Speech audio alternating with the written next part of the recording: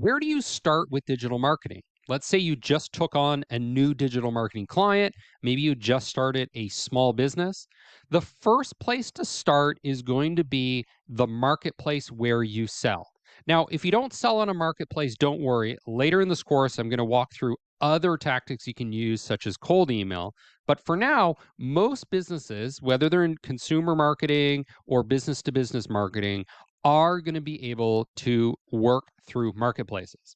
So, the example that I'm quickly going to walk through is Amazon, one of the most popular and profitable marketplaces.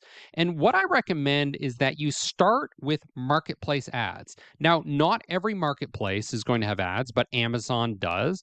And we can see this research from Jungle Scout that shows us that the majority of Amazon sellers are advertising on Amazon itself, on the e commerce platform, or if they're selling on Walmart, they might also be running Walmart ads. So only after they do that do they start looking at other channels like social media, a Google search engine marketing, and paid ads. Now, the second thing that I recommend is that you start focusing on your product listings and optimizing the product listings, but the ads are really where we're going to start getting quick results and seeing whether our marketing is effective or not. Now, before I elaborate more on Amazon and marketplace marketing, I want to talk about the physical world. So, let's say, for example, you decide to set up a new restaurant. How are you going to be successful? How are you going to get customers? Well, the easiest way is to just buy a spot in a food court. So here's a food court. If you have a restaurant here, people are going to notice you, they're going to buy from you. Now, how successful you are is really going to depend on a lot of the choices you make. But the biggest choice you just made was being in the marketplace. So I think a lot of marketers and digital marketers make the mistake of assuming that their target market is about finding that exact, precise, narrow group of customers that I'm going to go after, when really it's more like a big, high level decision of which marketplace am I going to participate in, whether it's a food court, Amazon, Lazada, Shopee, Richie Bros Auctioneers, Salesforce App Exchange, apps.com, etc. So, this example, we're running a restaurant, and what we're going to do as a small business in this example is ignore the entire first half of the funnel, the top of funnel. Our brand doesn't really matter at this point. We're really just concerned with generating money tomorrow, and people will buy from brands they don't know when you're selling food. Problem unaware. People, they're hungry. They want to have lunch. We don't really need to sell the problem. We don't need to convince people. We also don't need to convince them to buy fast food or Indian food or Italian food. They already know what they want, or they have some vague idea when they go into a food court. So, really, what we're focusing on as a small business, as a restaurant, is the bottom of the funnel. We're trying to elevate awareness of our product, our restaurant, our different food items, our free offer, and our paid offer, the things that are on our menu and you can buy. So, for example, promoting the product. The easiest way to raise product awareness is just to buy a good spot at the front of the food court or wherever there was a lot of traffic and put up a bunch of signs about the different products or menu items that you offer. Now, the comparison here would be buying an ad on Amazon or buying an ad on Lazada or whatever the marketplace. Free offer on Aware. Give away free samples. Ice cream shops, gelato shops do this all the time to get you interested in making the purchase. Paid offer on Aware. You can have an opening day special. You can have a lunch special. You can have a Wednesday special. Some restaurants have done very effective marketing, viral marketing, using techniques, for example, like a Wednesday special where the price is tied to the price of oil when the customers are oil workers. There's all sorts of creativity that can happen at the bottom of the funnel. And that's where you're focusing. That's where you're going to make quick revenue. And the overwhelming reason you're going to make quick revenue is because you're in a marketplace where there are active shoppers. Do not send traffic to your site. You want to go where the traffic already is, and that is the marketplace. Now, I'm not saying you can't promote your site at all, but I'm just saying that's more of a long term strategy. It's generally not where you want to start because it's more difficult. Now, there are some cases where you have to. You don't have a choice. There's no real marketplace for what you're selling. That's fine. That's the exception. Let's talk about that later. So, trying to send traffic to your own website is like deciding I'm going to make my own food court. You realize how incredibly difficult that would be, how much money that would take to generate traffic to a new food court? It's easier selling where the hungry people already are, where they go to eat. The food court is your marketplace. It's like Amazon. So, sending traffic to your site, bigger upfront investment. You need a web designer, you need a copywriter, you need a web developer. SEO is going to take months before you get traction. You're going to need a CMS like WordPress. You're going to have to install Google Analytics. It's just a whole lot of complexity you can avoid by focusing on online marketplaces. It's slower, and the biggest thing is it's just further from revenue. You want sales today, especially when you're first starting a project.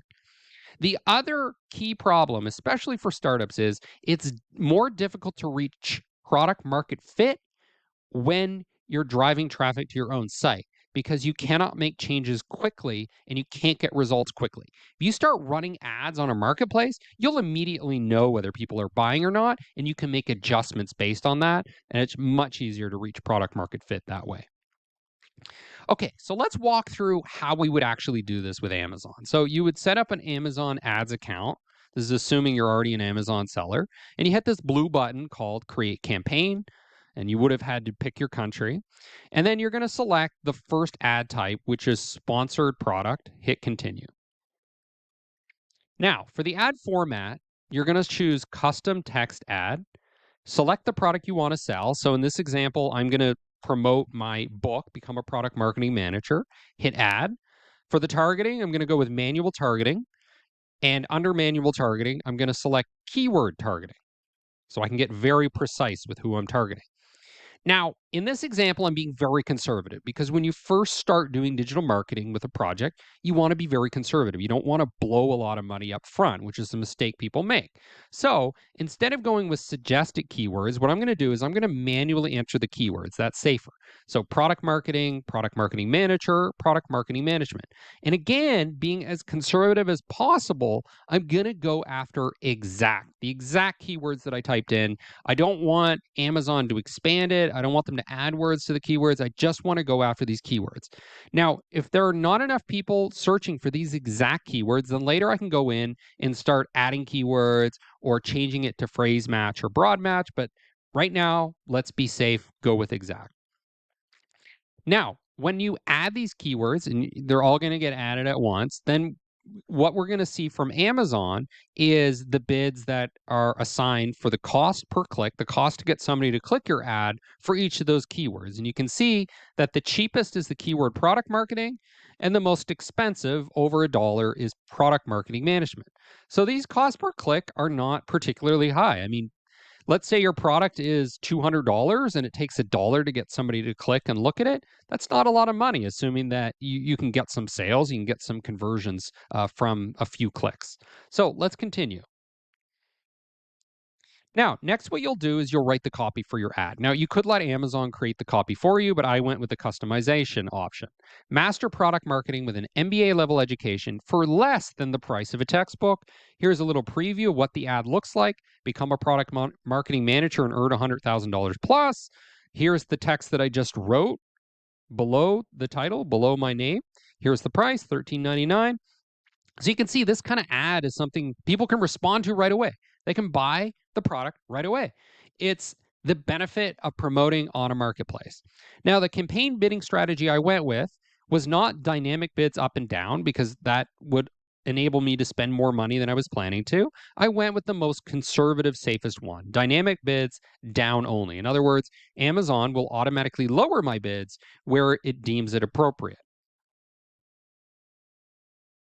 Now, for the settings, I decided to go with the United States in this case, and I set a daily budget of $5. Now, you can see that the suggested daily budget's $12, but when I'm first starting out, I want to be safe. I don't want to waste a lot of money because there might be things I don't understand, I haven't figured out yet. So $5 is a pretty safe bet. And then I would hit Launch Campaign. I really recommend going with marketplace ads because you're going to get a lot of quick learnings. You can make quick adjustments. Can't necessarily do that when you do organic marketing. So after you run some ads, what you're probably going to want to do next is called product listing optimization. What are we optimizing for? We're optimizing for traffic for keywords. You want to make your product show up at the top of the marketplace when people search for keywords that are related to your product category. So these are people that are already familiar with the product category. They already know about webcams or winter hats or microscopes, whatever it is that you're selling. So here's an example here. I did a search on Amazon for winter hat, and you can see that the first listing is one from Amazon, so Amazon Basics. The next three are actually advertisements, so what we talked about earlier. But then we have the first real organic listing, which is this gray knit hat, this beanie right here. So that's our goal, is to show up at the top here. It's going to take more time than advertising, so we need to be more careful about what we're doing because of the time investment. Now, the key thing to keep in mind is that marketplace search engines are much simpler than Google's. So with Google search engine optimization, optimizing for keywords, a lot of what we're doing is backlinking. So we're trying to get links from websites like Forbes and TechCrunch, getting them to link back to our website. It's very complicated, it's very competitive, but when you're trying to optimize for app stores or marketplaces in general, it's actually very easy. It's very quick. It's often incredibly simple. Often all it is keyword stuffing. So putting keywords that you want to show up for in your title, in your description, in the bullet points, etc. And also just getting more reviews, getting more people to rate your product, to review your product. And that's often how simple these marketplaces are. The search engine optimization for keywords is much easier there than it is on Google and Bing.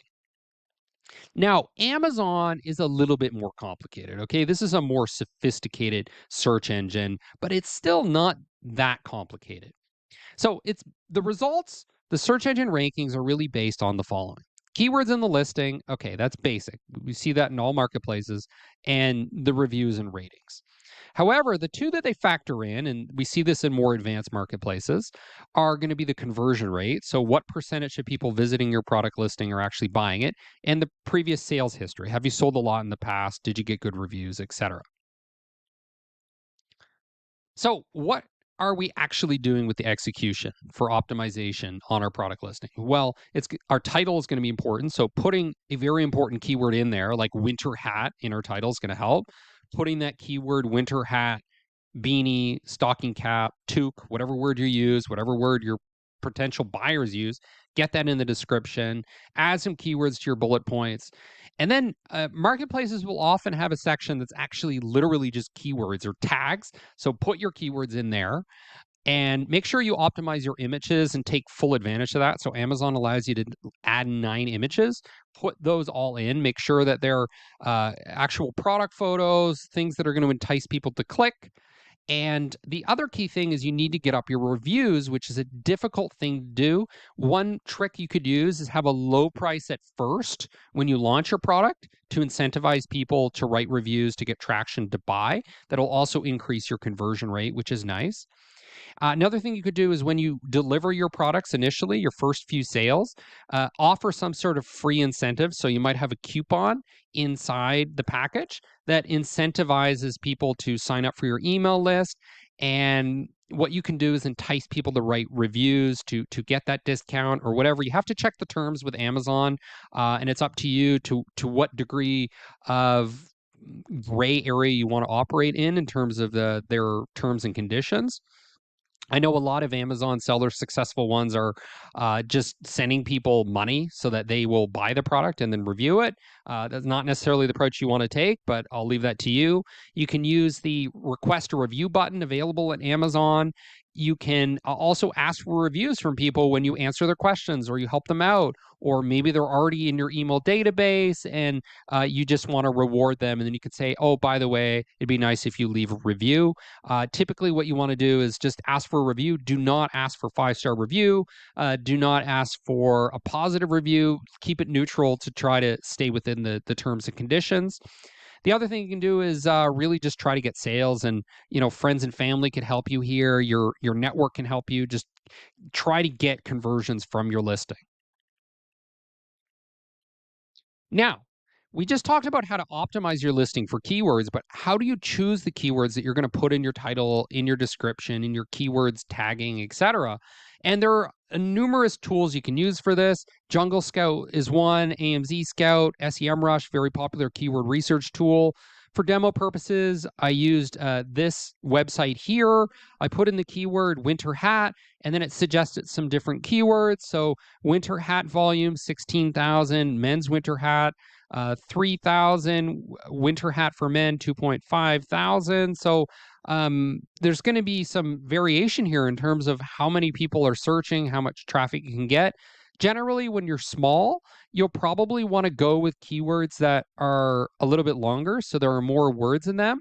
An example of this is winter hat for men. Now, the volume isn't as high as winter hat, but the competition is probably going to be lower, and it might be easier to rank for that particular keyword.